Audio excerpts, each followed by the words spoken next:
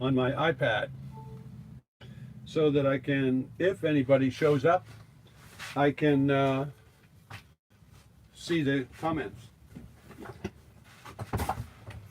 Had an old shoe in the way. One of the problems of living in a little 100 square foot apartment or space like I do on this in my bus is that I am constantly disorganized.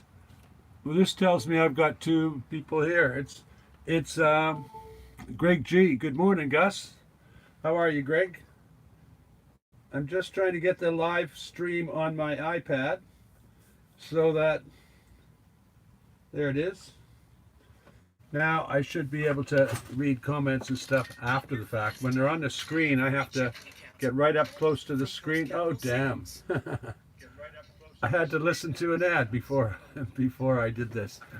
How's the weather today, Gus? That's the reason I'm doing this. It's gray outside. It's gray. It's crappy. It's chilly because there's no sun coming out. The clouds are very, very low, and it's just, how would I put it? It doesn't create any enthusiasm. I've got to get my coffee.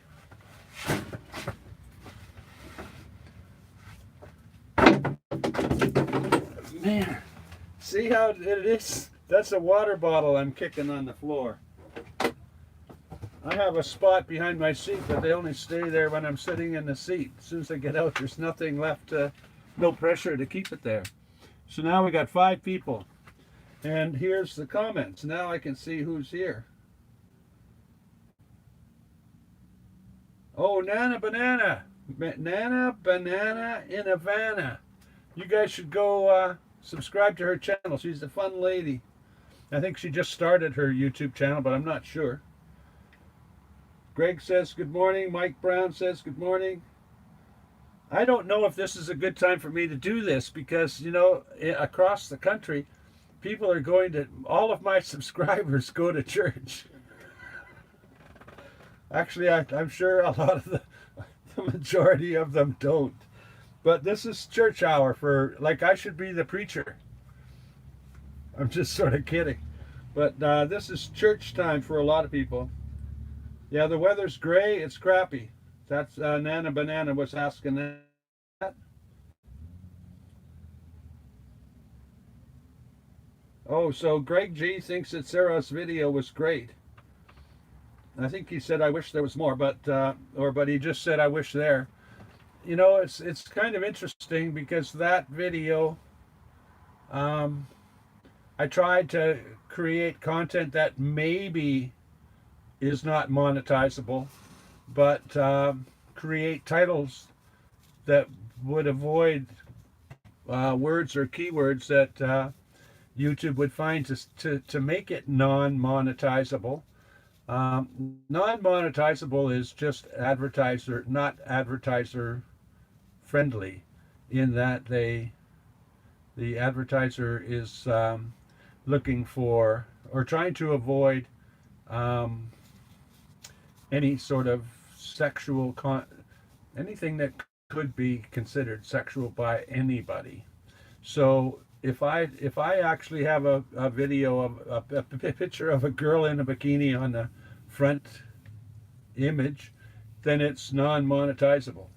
So I can't take the, unless, well, I can, I guess, but it's really, really difficult to include the photo shoot in the video and still make it monetizable. So I give up. I mean, I've just given up on the idea. So those things. Hey, thanks, Mike Brown.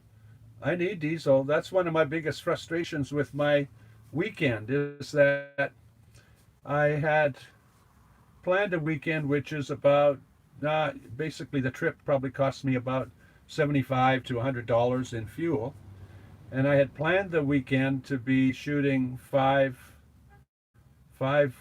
clients, 5 girls, one of which I've known for years and I've photographed a couple of times before. She was the main reason I came out here.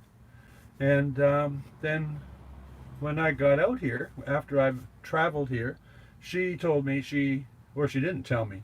The problem is she's not answering. Like either she either had an accident that causes her to be non that causes her to be not connected, or she's out of town and not connected, or something. But she didn't advise me, and she hasn't told me that she wasn't going to arrangements with others at the same time, so that I could sort of split the cost amongst a number of photo shoots. So I did a lot of work just to, help her out, shoot her out in her own hometown in an area she wanted to shoot. Anyway, she didn't contact me at all.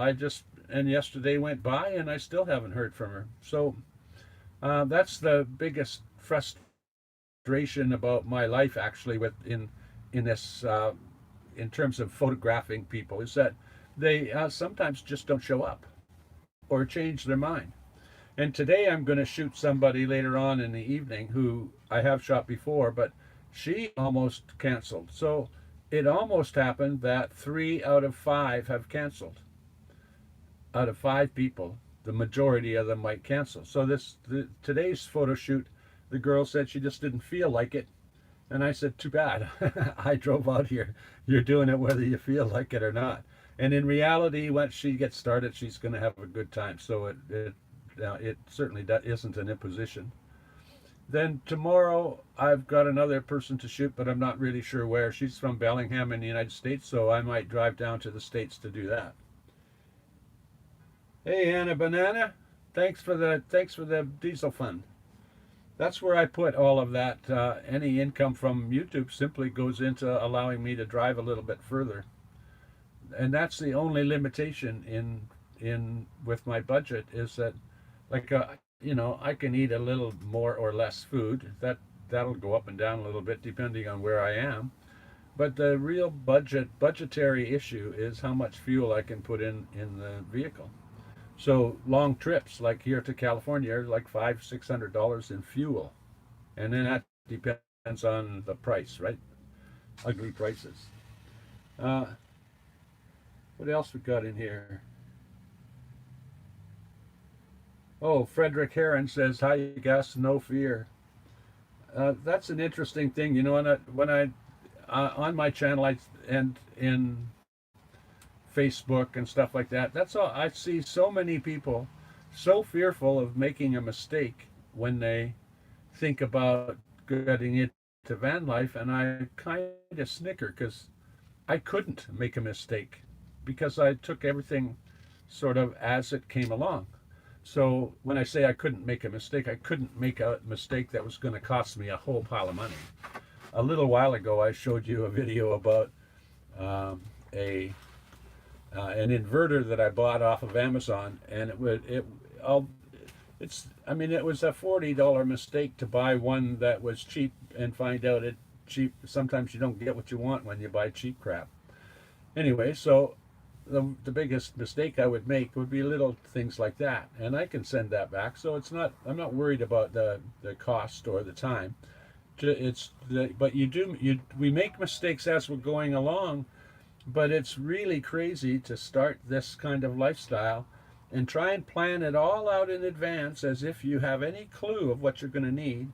And then after you've spent all that money, and buying all the things you think you need and planning it the way you think it should be, all you've done is compounded the number of mistakes you could make in that process. So, when somebody talks to me about fear, this is probably the best example I can think of. I just bought the bus, put a bed in the back, slept in the bed. I went, yeah, I can sleep in this thing. I didn't know if I could sleep in it or would be comfortable in it until I slept in it. So I slept in it and went, yeah, I love this. This is great. So I bought the bus and invested $100 and then tested it out to see if I liked it. And then I went, well, what do I need next? I need a place to cook. So I bought some stuff to start cooking. Now I could cook and I can sleep. That's 1/2 of my van built, but not until I knew I was going to live in it. So people shouldn't have fear. They should just figure out how to do things without taking a big risk at any single step. Anyway, there we go. Preacher Gus already. Yeah, that's the gospel, by the way. I don't know who teaches that, other than who would suggest that other than me. My friends do. Chrome does, and a few others in this sort of lifestyle. But most seem to be fiddling around, planning and planning and planning, and working and working and working and spending money and money and money, and then finding out, gee, I don't know where to park. I'm not sure if I can do this. I don't feel comfortable parking on the street. I don't feel comfortable parking over here. So then they discover the realities that they have to face, and sometimes probably start to go, why did I do this? It's not this is not, you cannot recreate the comforts of your home in a vehicle. So there's almost no point in trying. But that seems to be what everybody tries. Edmonton's a cool place except when it's winter and when it's summer. So the 5 days of spring and the 5 days of fall are great days, but the rest of the days are shit. It's too hot, too many bugs and mosquitoes, at least where I lived, and too damn cold in the winter. So I moved back to Vancouver after 2 years there. Actually, I could live there, but my kids were tiny, and I wanted them to be able to spend some time outside unsupervised, even at early ages. Like as soon as they could walk, I should be able to put them in the backyard without having the horseflies carry them away. Anyway, other than that, Edmonton's an awesome place. How are the repairs on your bus? Have they slowed up? Well, some repairs are some of my expenses are my fault. In other words, I've run out of diesel and had to get a mechanic to come and help me get the air out of the line, and that turned out to be a very expensive thing because it happened 70 miles outside of 70 miles away from the nearest mechanic. Most of the expenses are simply kind of maintenance items, but even a maintenance item is expensive. I have to buy tires, five to $600. So ordinary maintenance of the vehicle is how would I put it? It's something that we should expect, but occasionally some of them build up all at once. And through the winter, I had some repairs that added on to that. So I'd say I'm pretty well, once I do the tires, I'm pretty well set for a while until the next, minor thing. I call them minor because they're not, the things that are going wrong or likely to go wrong are small things, but sometimes the parts or the labor is expensive or extravagant. But they're basically not big deals. And so it's because I don't want to stick my arms in. I hate doing mechanical work because I mess up my beautiful hands. I get scratches and cuts and bruises and stuff. And I'm not nearly as strong or as, I don't have the strength to be in those weird positions for long periods of time. Uh, in other words, bent over the hood of the truck, for example, I may end up with a bad back pretty quickly. So I try to avoid actually doing a lot of the maintenance myself. Anna Banana says, my 19-year-old daughter, Alyssa, lives in Bellingham. Oh, cool. I mean, Bellingham's not that far from Vancouver, but I don't actually go down there very much. You should have her watching my YouTube channel. And then when she sees me on the streets in Bellingham, she can say, I follow that guy. That guy, I follow that guy. I'm kind of kidding. But is she subscribed to your YouTube channel, Anna Banana? I had to make my sons do it, hound them, and beg them to do it. And then they finally started to watch the videos, and they went, oh, that's cool. My dad's on YouTube. But my kids are 40, so, or nearly there. They're like late 30s. And Sandy says, good morning. Just got the notice you were live. Yeah, I don't plan these in advance because I need to. This morning I got to a Starbucks in Maple Ridge. I have to then check the speed, the upload speed, and if it seems constant for a while, then I can start to do these and not have too much buffering. But if you, it's really frustrating if you try to start and you're, um, what do you call it? You don't have a good Wi-Fi connection or a good data connection, then these things are really frustrating.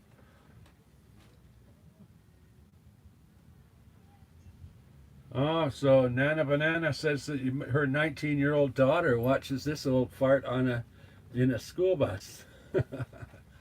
It's actually, a lot of people ask me because I spend quite a bit of time with young women. The guys kind of don't, how would I put it? An awful lot of guys immediately go to, what do you call it? Uh, Objectification in their heads. And they ask me how I do this and, stuff like that. And I, when my kids were born, or until my kids were born, I didn't really understand very that how it is with me. But when my son was born, everybody's baby I looked at with, lots of patience and understanding. If they were crying and burping and shitting or whatever, I knew about it. It's already happening to me, so I didn't have any judgment about stuff like that. Whereas I might have before. Then, when my kids were like 5 or 6, every kid on the street who went, "Dad," I would like immediately turn around and see who was looking for me, even if it was other people's kids and my kids weren't even with me. In other words, then later on, when my kids are a bit older, I would see 12-year-olds kind of like my sons and daughters, and I would treat them like my sons and daughters. And now my sons are like 38, and I'm shooting people that are, well, like Nana Banana's daughter, 19 to 30 more or less. But even though most of them are older because they're fitness models, a lot of girls don't get into that until they're a little older. So most of the time I'm photographing young girls that are at least a decade. In fact, they could almost be my son's daughters.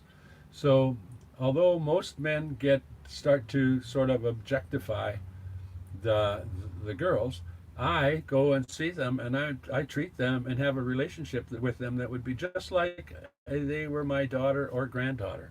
So it's always an interesting sort of concept that most people never really understand because, and what they don't understand is the dirt about it or the negative things about it or those stuff like objectification ideas all come from their head, not from mine.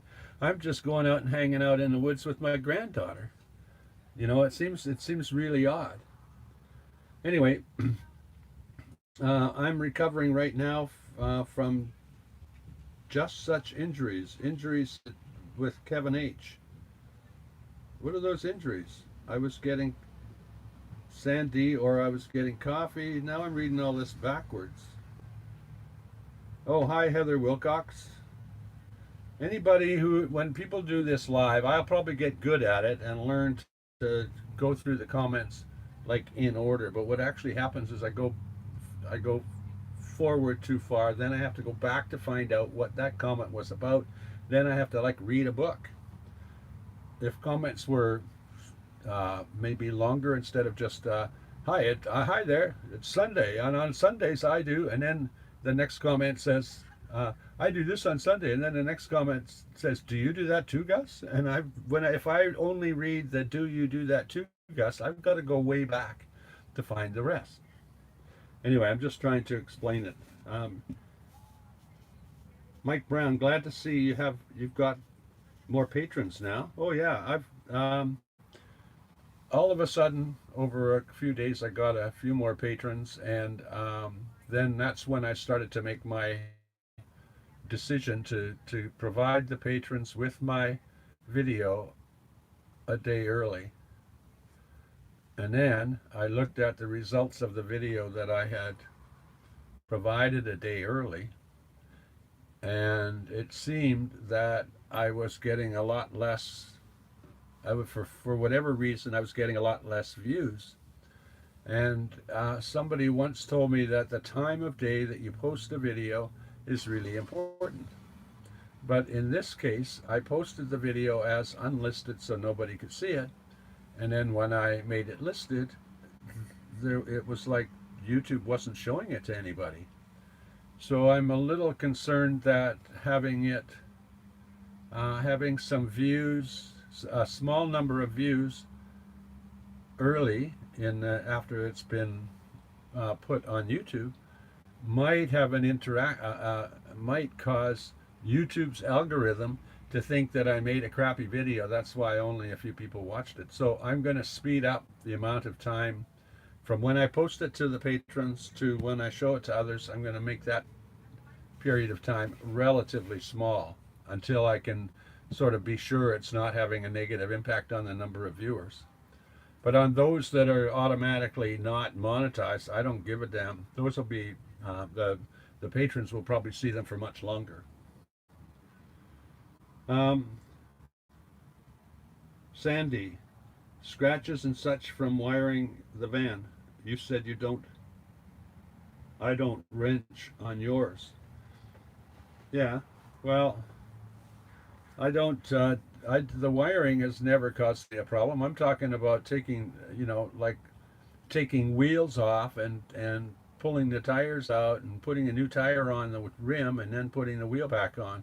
I'm talking about the sort of heavy lifting kind of work, or things like replace. Like for example, I can do stuff that requires a certain dexterity, like replacing the fuel filter or air filters and things like that. But as soon as I see that I have to take all of this covering off the top, which is the turbo portion, this is a turbo diesel. As soon as I see I've got to take all that covering off the top just to see if the part is under the turbo fans or the turbo ducting like I think it is. So what I don't do is start stuff when I'm not absolutely sure I can get to the part and fix the part and fix it without too much trouble.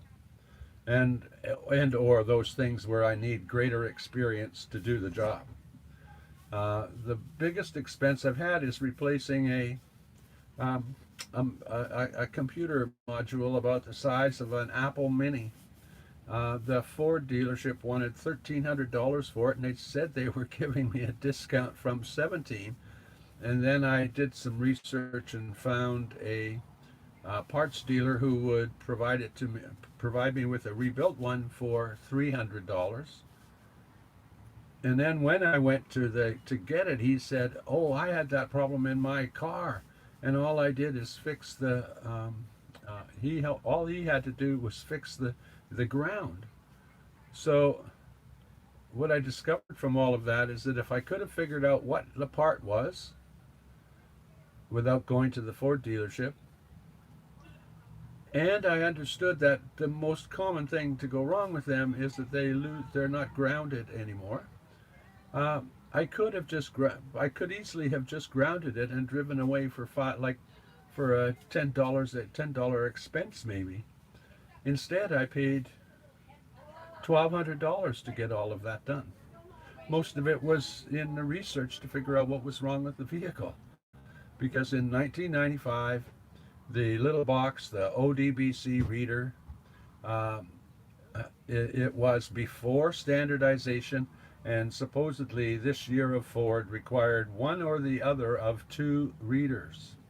So I just bought the wrong year. If you buy a Ford, do not buy 1995 or newer. In fact, if you buy any car, don't buy newer than 1995, because the ODBC system was not standardized yet. And so reading or discovering what the problem is might be very difficult. Mike Brown, how's your new curtains? I love them. They're lighter and much more easier to deal with. I get more light in, although I'm completely, what do you call it? I've got complete privacy because you can't see through them. I mean, even if you were put your eye right up to them, you would never see through them. But they're much easier. I can just lay in bed and grab the curtain and pull it over the back of me and pull one over the side and adjust them so easy. The other ones were heavy duty, and they were more or less, you could easily make a seat cushion out of them. In other words, they had a thickness and a toughness, and they would lie straight and stuff. They weren't sort of fluffy and easy. So if I tried to open and close them, they were always getting caught and not bending right and getting stuck in getting sort of stuck in the bedding and things like that. So they were really good at keeping the light inside the bus, but and keeping the light outside of the bus. But they made no sense to me after I've had them for a while. They were just a total pain in the butt, and I don't know how to put it. I mean, it's nice to sleep in a bed or in a bedroom that looks good instead of a bedroom that looks like it's been turned into a prison cell. Like something like that. I don't know where you would ever be in a place where all around you is black curtains. It's not feeling that good. It doesn't feel like a light sleep. It's like a heavy sleep, I suppose, is the best way to put it. Um, Avoid dealerships at all costs. Yeah, Frederick Heron says that, and that's really the whole thing. Is that dealerships? I mean, they're not bad, but they have to provide a warranty. In other words, if you go in to get something fixed and it didn't work, they end up with a great deal more responsibility than some of the other um, mechanics. But the problem is that in order to provide that sort of security, it's like giving me the new part. The new part was $1,300. That's so that they can warranty the part. Whereas buying the used part is like $300, but it could die in like 2 months, and then I'd have to get another one for $300. Uh, if I had bought the Ford one, there would have been a warranty, although there wouldn't have been a warranty replacing it. Like the cost would still be high. And that's really dumb because it was like undo 2 bolts under the hood, and out comes this box. They just had to move the water. What do you call it? The reservoir for the windshield washer. You remove that, then undo a bolt, and out comes this little computer box. And that made, like I said, costs $125 to have it replaced. It costs like $400 for them to diagnose what the problem was. And I think seriously good mechanics can just tell you what the problem is after once they've gotten to that point, because they know it's not starting because of a diesel start under certain conditions. So if everything's okay, gee, it must be the oil pressure going to the injectors. I know they would figure that out, or at least my friend who does my mechanical work would figure that out without the computer telling him what to change. So I've got no more comments here. It's 9 o'clock on a Saturday. That's how I was going to start this, because when I started the video, it was about 9 o'clock. And I thought the other thing I was worried about is that I shouldn't be doing this while everybody's off to church. Oh, 1 o'clock, and Mike Brown's, you would be 4 hours east of me. 9 or 10, 11, 3 hours east of me. Because I guess now it's about 10 o'clock. It's about 9:43 here. It's still early. Although this is my third cup of coffee. I'm now in a town that I haven't been. It's not far from my home, but I haven't been here for probably 40 years. So it's changed dramatically. It's grown up from a small little community beside the highway to a large center. It's probably 200,000 or 300,000 people now, instead of what might have been 4,000 or 5,000 when I was here last. So parking has been interesting. I've been out running around trying to find parking, and however, uh, when I say I've been out running around trying to find parking, what I did do is how would I put? I went in my map and found Walmart and went to the Walmart that was on my way to where I was going. And so I stayed in the Walmart parking lot one night. The next night I came to another parking lot because I found some Wi-Fi, and then I fell asleep. I fell asleep and woke up quite late. So I went, "Whoa, what the heck? I'll just park here." I don't even know how to describe that parking lot. I just looked around outside and said, "There's no signs here that tell me I can't do this, so I'll try it." So as usual, I'm still parking free or sleeping free wherever the heck I feel like. It's given the number of people who are constantly asking questions, or constantly uncertain, or constantly looking for approval before they park. I think I must be a little bit weird. I just, wherever I am, when I want to sleep, I sleep, and nothing's happening. Maybe I should go find some town that everyone says no one can park in. I was told parking here was really tough. It's really hard to find a place here, but it's absolutely hasn't been a problem for me. Everyone is at church. You should be able to get. Yeah, that's right. If everyone's at church in this town, I'm going to be able to use the bandwidth they're not consuming. I bet everybody in church is looking at their phones while they're hearing their sermon anyway. I'm an atheist, and I really love the idea of a community in a church. In other words, people get together all the time, once a week. They all get to meet each other, and I think it's really good to belong to a community. But I'm an atheist. I think you're an idiot if you believe in what the church is telling you. You can believe in a God or have some kind of spiritual concepts about that, and I got no problem with that. It's just that if you believe there's this almighty God and you want to blame God for all the bad things in the world, and you want to credit, or you actually, what usually happens is they want to credit God for everything that's good and blame somebody else, the guy beside them, for everything that is bad in their life. So I don't appreciate those who have a strong belief, but otherwise, religion has got its place. I can see everybody going on Sunday to meet their neighbors, get to know their neighbors, and support their neighbors. I think that's a really good idea. Sunseeker, thank you for your mention, Gus. I'll be on the road on Thursday. Um, and you mean your Thursday is going to be your first day on the road? First day you've tried van life, or it's like the first day of the rest of your life, meaning you left the old life behind? Those are all different kind of concepts.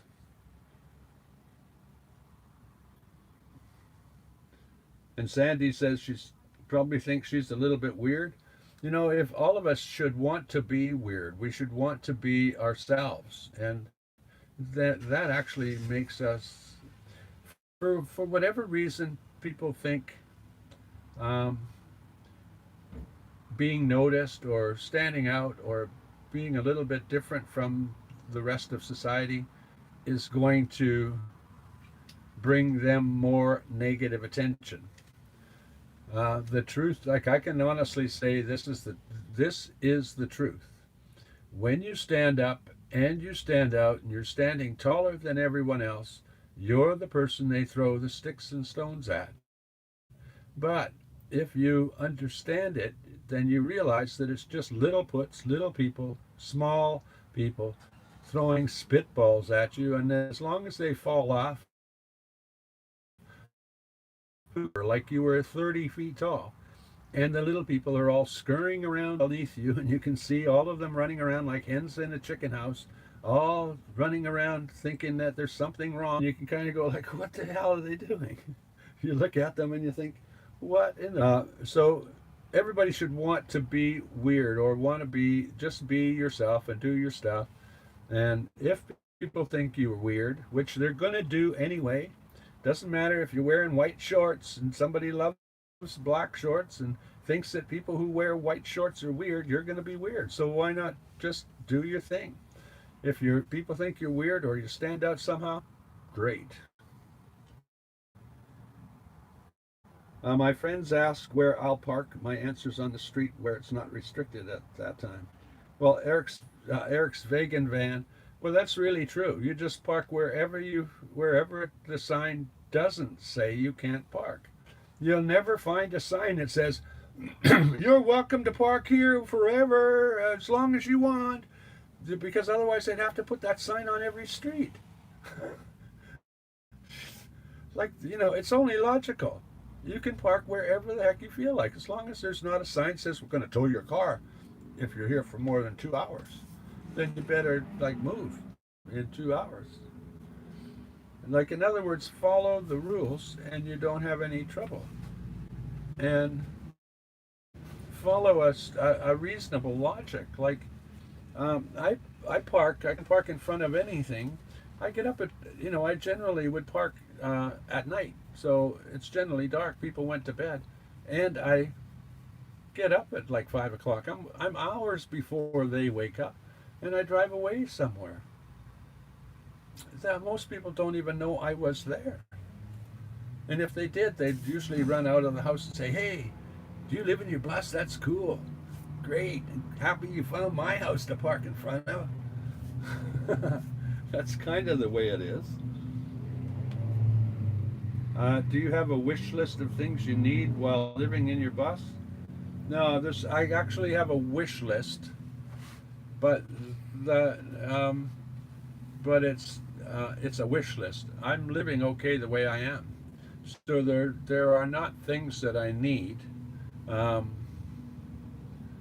what I would like, obviously, is a savings account.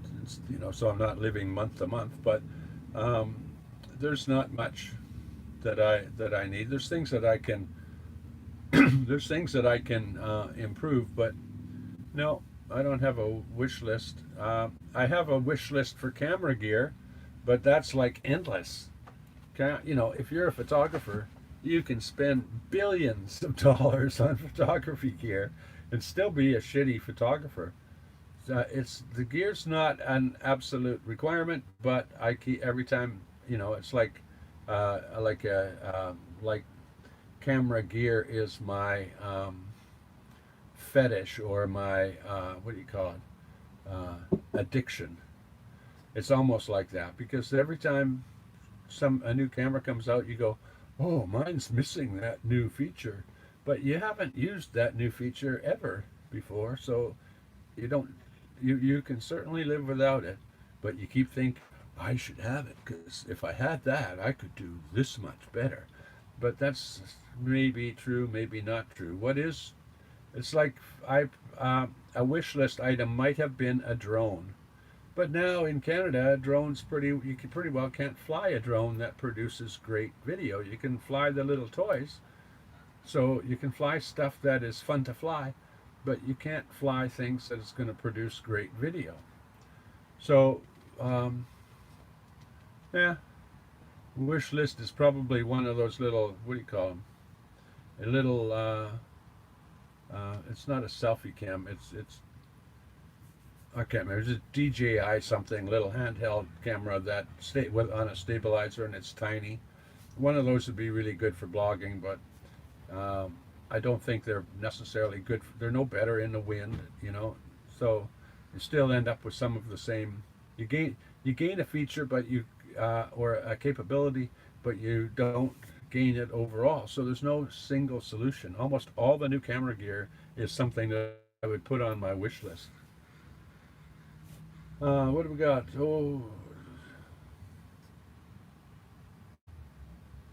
Greg G says, "Uh-oh, church must be getting out. We're buffering."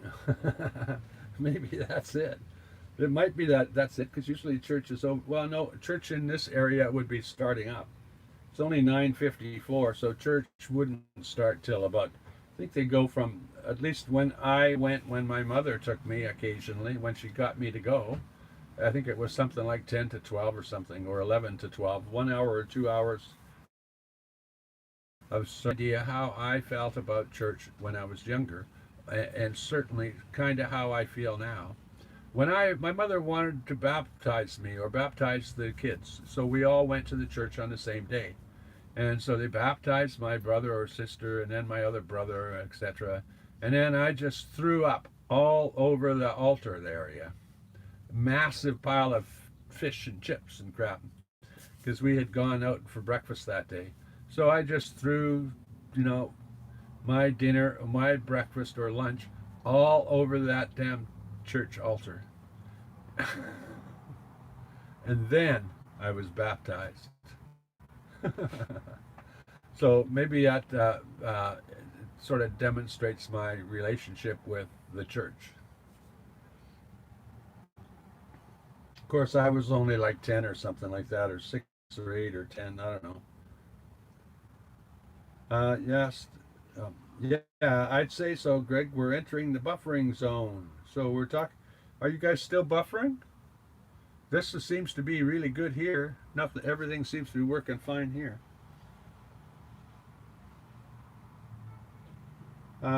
Thanks for the. Oh, Greg G. Thanks for the tip. Refreshed. It's gone again. You guys have your own conversations back and forth in my comments, and then I start to read them, and I don't know where I'm at. He might need a Wi-Fi booster, though. Well, Mike, I don't think so because it might mean that I can park a few parking spots away, further away um, from Starbucks. But the only time that would really benefit me, because I'm able to walk into Starbucks and use everything inside Starbucks. The only thing the only time I can think of when that might benefit me is um, during these lives. But you know, it might boost the signal, but from what I understand, it boosts it 2 or 3 times as strong, which would mean I'd be able to be 2 or 3 times the distance away, which means I'd be at the far end of the parking lot or the far side of the parking lot from Starbucks instead of sort of right where I'm at now, which is about 25 feet from the Starbucks store. Tea Leaves. Hey, hi, Tea Leaves. I don't think I've seen you in my live before. I'm not sure I've seen you in my comments. And everybody should be liking this. Everybody should be clicking all the likes they can.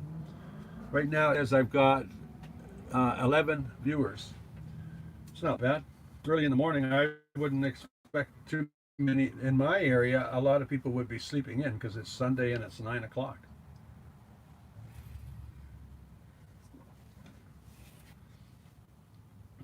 Tea Leaves. I might come to the island, but it's really and I'm talking to a couple of. When I say a couple, there's a large quite a few um, model clients over there. But it's basically costs me $150 to go over and come back, and I may organize some photo shoots over there, which means that then I would go over to do them.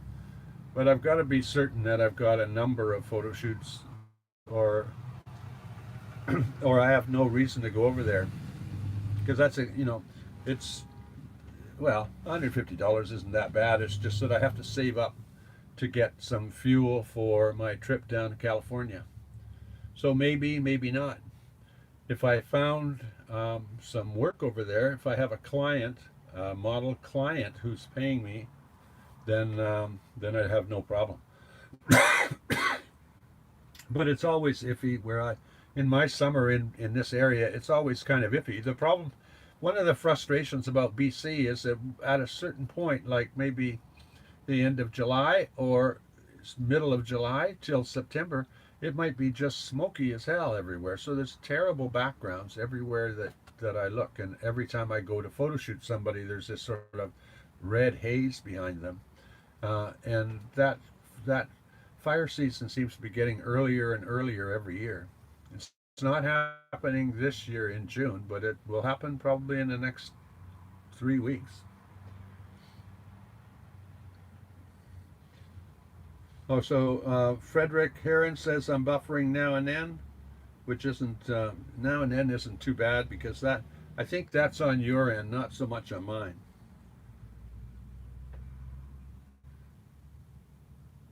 We listen.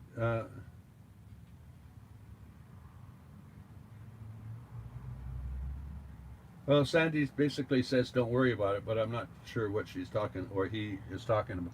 Is that Sandy in guy or girl? I don't know. Um,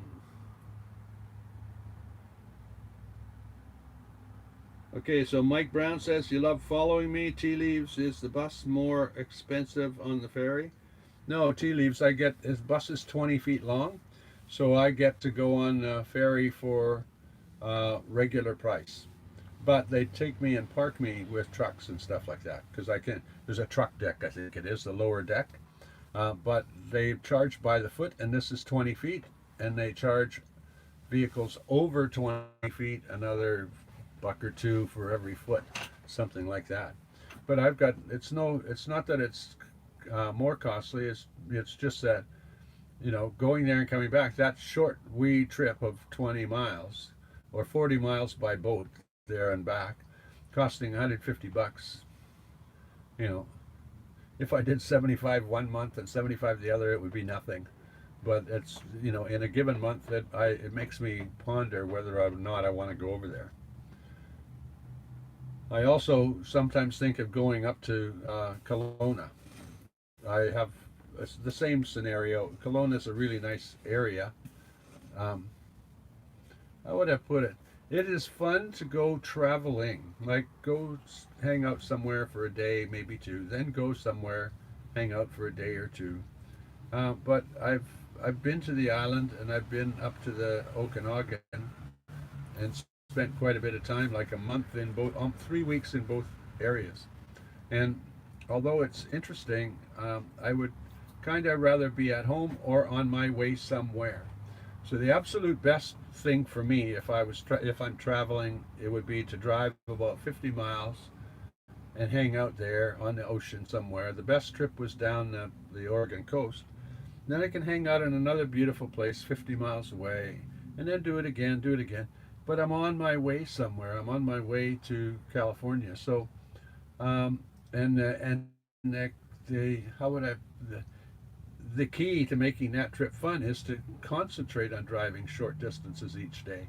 I could live here quite very easily. It's a nice place, except everywhere where like the park that I'm going to go and do a photo shoot at, I have no Wi-Fi or no connection to the internet through 3G. I've got no connection, so I can't. How would I put it? I simply lose my connection, and then the next day I want to go or upload my video, so I'm constantly going back and forth to town, and that commute is very expensive. So I would prefer my trips. Like if I went to the island, what happens is that I'll have 4 or 5 girls to shoot in Victoria. And if I get them in 4 days, that's awesome. But it usually is something like 8 days I've got to stay in Victoria just to photograph people, like every second day or whatever. So today I'm out in Maple Ridge. Came out here because I'm going to shoot 5 girls this weekend and on Monday. And then when I get here, after I get here, 2 have canceled already. I did 1, 2 canceled, 1 will do today, and then another one tomorrow if she doesn't cancel. So I can be 5 days in Maple Ridge because I need to be here too, but they are separated by a bunch of days. So when I think in terms of these trips, I organize them to be how would I put to try and put the photo shoots in a certain time frame. When I go somewhere like this trip, I get really frustrated and go, why the hell do I do this if some of the people are simply like to travel, and the biggest frustration actually is that I'm not free to go where I want every day when I'm doing these photo shoots, because I've made plots, especially if other people don't honor their commitment in the same way. Okay, Mike Brown says, you all love following me. That's good. I like to have followers, and I love those who are. It's really amazing to me that some people are pretty loyal and, constantly watch my videos every day, or more or less every day. Sandy, okay, Sandy, you're female. You see, I didn't. That's because the way you've written it, then it almost hides the femininity in the sense that it is no longer a female name, but it is Sandy. So it sounds feminine, even though some guys are called Sandy.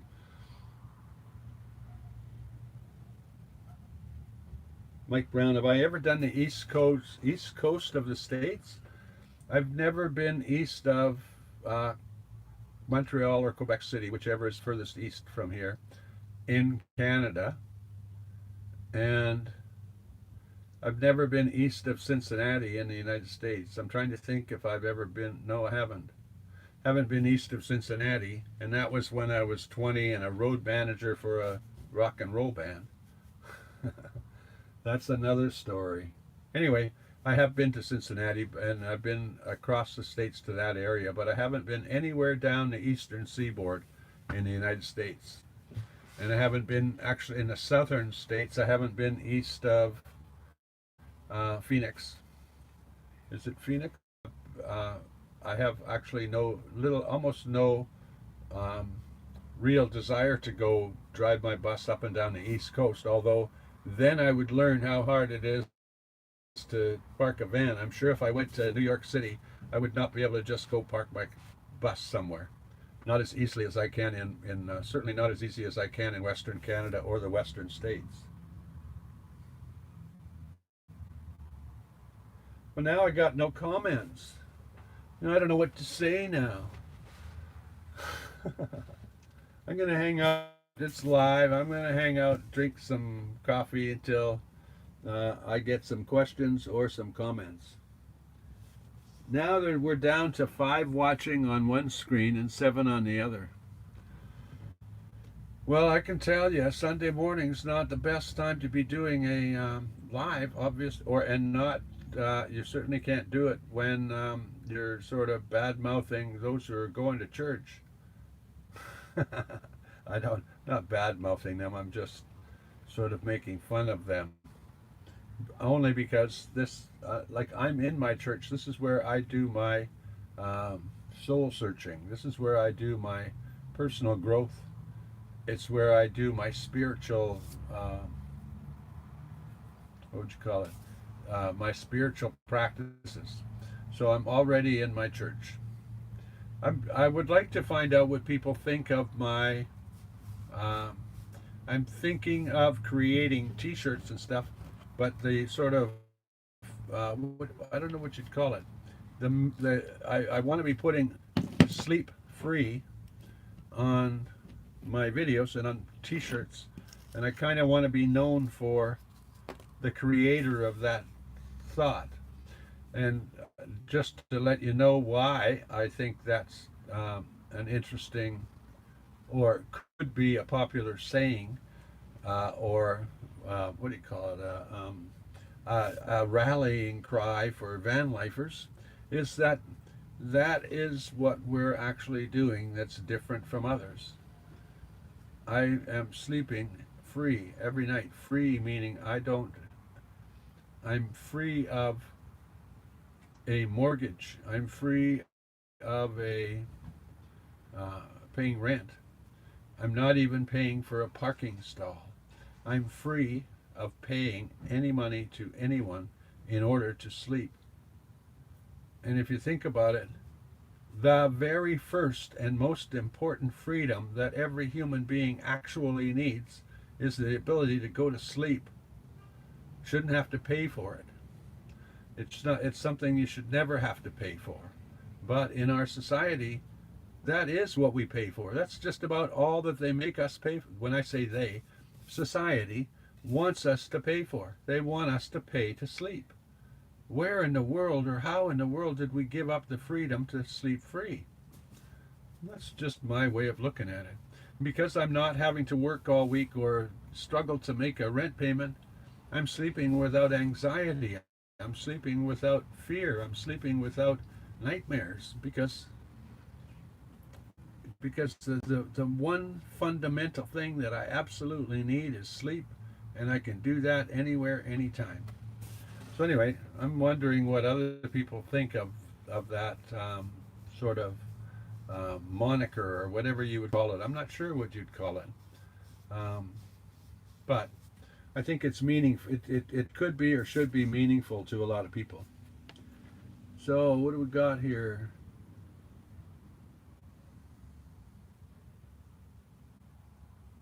Yeah, Mike Brown was asking about. Oh, maybe I'm way back at the beginning where we talked about new curtains.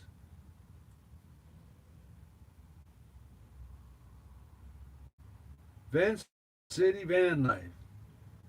Just doing my part, giving someone living on the streets. Well, that's what I'm doing today. I'm not living at an awesome beach. I'm living in a Starbucks parking lot.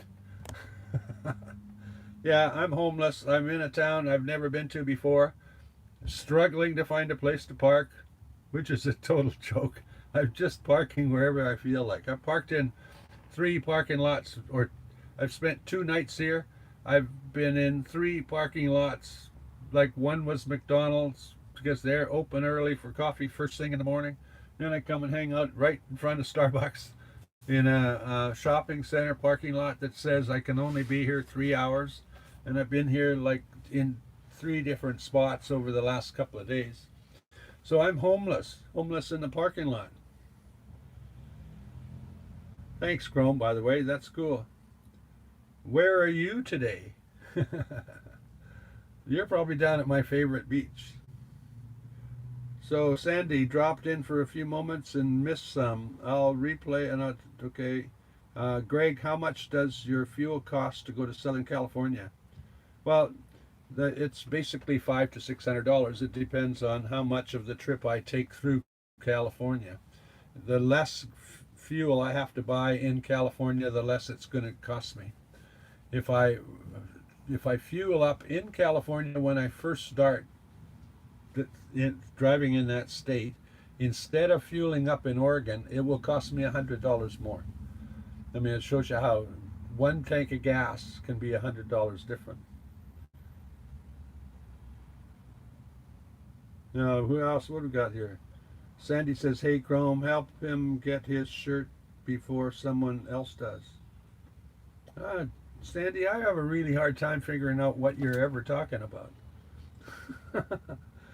Hey, Mike, thanks for the super chat. Oh, yeah, I can wear like a what do you call it? Weirdos Unite T-shirt in my videos. Maybe a Weirdos Unite hat. Maybe a sticker right here on my glasses. No, that would be good. I could use a Weirdos Unite T-shirt. He's offered them to me before, but we always end up laughing and giggling about a lot of crap, and whatever happens, happens. We kind of forget about anything we ever talk about really quickly. I'm apparently house sitting for my son in Virginia, working on a deal with him to do repairs on his garage so I can also use it for storage. That will free up some money for me to get a van. Oh, cool, Sandra. That would be like, why are you storing stuff? It'd be a better question. And if storing stuff is stopping you from getting rid of stuff in order to get in a van that won't take very much stuff, it seems to me you should get rid of your stuff. I don't want to be preaching and stuff, but stuff is just a waste of time. And if you put it in a locker, you've got to continually drive back to get to the stuff. And the word stuff is exactly what it is. If it's in a locker and it's not in your life every day, you don't need it. Then you'd call it like just extra stuff. And all that extra stuff adds cost, anxiety, fear, all this kind of stuff. And you do not need those kind of thoughts and those problems. Just get rid of your stuff. I mean, I've got a few pairs of clothes. You guys are talking about me needing shirts. I don't give a crap. I've got like 3 shirts. I can wear each for a couple of days. Then I can do some laundry. Or wear a couple of t-shirts. Then do some laundry. I really don't give a crap. Nobody looks at me and says, wow, there's a bum. They go, hey, that guy's got a cool life. He's living in a bus. It's really crazy what the idea of holding on to stuff does to us. In my life, my life was sort of like this. I had nothing. And then I bought a book. And then I thought the book looked silly on the floor. So I bought a shelf. And then I filled the shelf. And then that shelf got full, so I needed another shelf. Now I needed more space, so I rented bigger spaces until I bought houses with more space. I could have just given the book away and let somebody else read it. In other words, I spent a huge amount of time. I ended up with a house that was it was a 1,400 square foot house with 2 floors finished and furnished. I had a 2,800 square feet for my wife and 2 kids, and a great big lot with a big yard in the back for my dog. Well, I live in a 100 square foot house now, and I could live with somebody and not have any trouble. So the whole idea of sort of amassing all of that wealth and amassing all of that crap and amassing all this stuff and then holding on to, like, I once opened a box. When I moved, I opened a box and wore this shirt that I used to like down the street, and somebody told me that was 1984 ski jacket green. And I realized, well, that's like, what? I had held on to a stupid shirt with ripped collar for 20 years. And I wore it because I liked the color. But man, like, why would you hold on to stuff like that? It just makes no sense. I had a box that I had not opened in 20 years. Van City Van Life's in New Westminster with a daughter and has her, oh, that's right, you have that, she has a recital. That'll be cool. Yeah, that would be real. You're going to record it and photograph it too, right?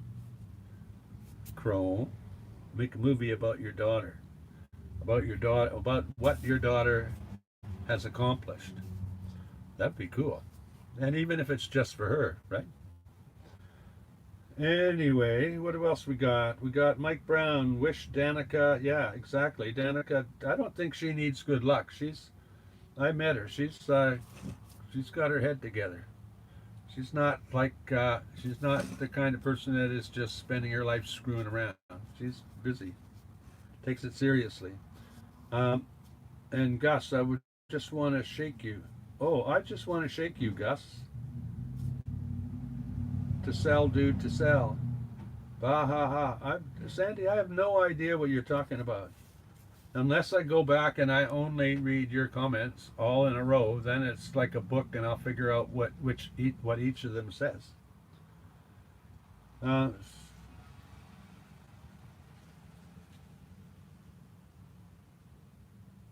Life stuff is paring down. You get it in a book. Okay.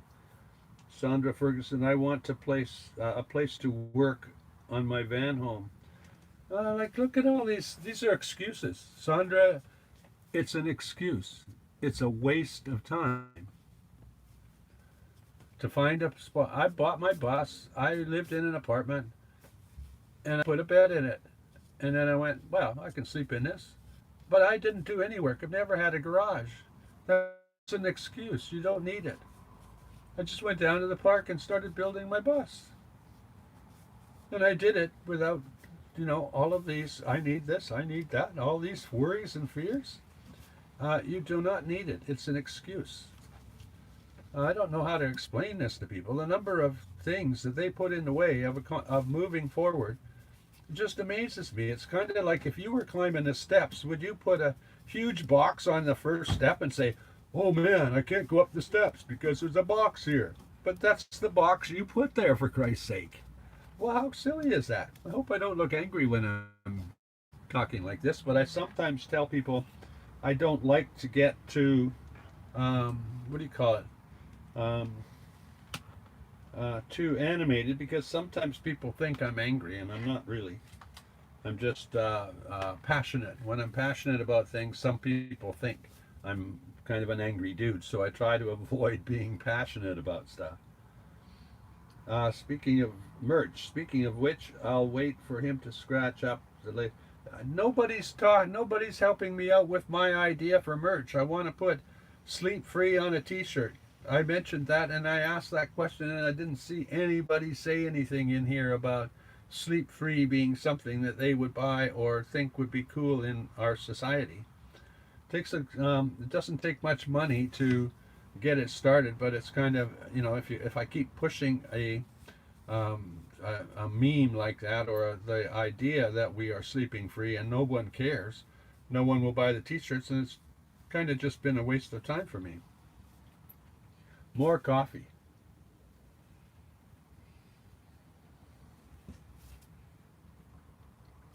The stuff is paring down. Da, da, da, da. Uh, when you go to your bus, was it always gray, or did you? Oh, Mike, when I bought it from a company that had, like, a bus company, and they had a whole bunch of school buses and a few for sale. It had it was painted yellow, except for a part of it where they had painted their sign out, and they just painted that black. So I had a black stripe on a yellow bus. I probably wouldn't have painted it, except that I was going to California. I read the rules in California, and from at least what I read was a law for the state of California that said you cannot have you cannot have a vehicle, not just a bus. A farm tractor can't drive down the road if it's painted school bus yellow. And or I'm not sure if they used the term school bus yellow. It might have been, like daffodil yellow or whatever the term is. But if the bus is painted yellow in California, you can get a ticket. Now the crazy thing was I painted it silver to avoid that, and then I got down there, and every truck stop I went to, there was somebody living in a yellow bus that still said school bus. So it may have been an unnecessary thing to do, but I kind of I like the reaction people give me having painted it silver. But I think you could paint it almost any color. But this one is it is the most, seems to me when I'm looking around, it's almost the most common color painted, or most cars are painted. But what it is trim clad aluminum. Hey Gus, how's it going? From Jeff Hibson. And Mike says sleep free is good to put on merch, and I trust Mike. He seems to have his head together there. So we're down to, not down to, we're up to 10. So Jeff Hibson, what's up? What are you doing? Where are you from?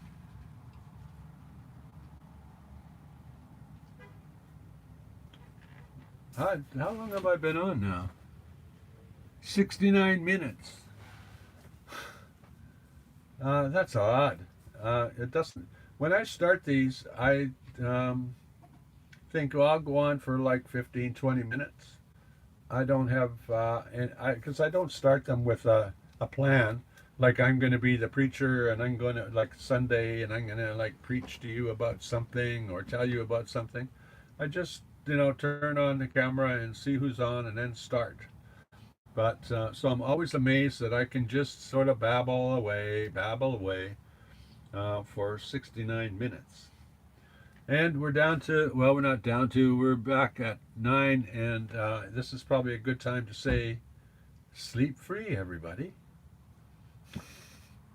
To me, that's it. I'm really serious. To me, that is what van life is about. That's the one thing that we actually change in our life, is that we no longer paying a landlord. We're not no longer working, or we're not no longer doing stuff to pay the guy who owns the property we're parked on. And so we're living free or sleeping free. And basically everybody can sort of spend all days free no matter where they are. Just go out and walk around.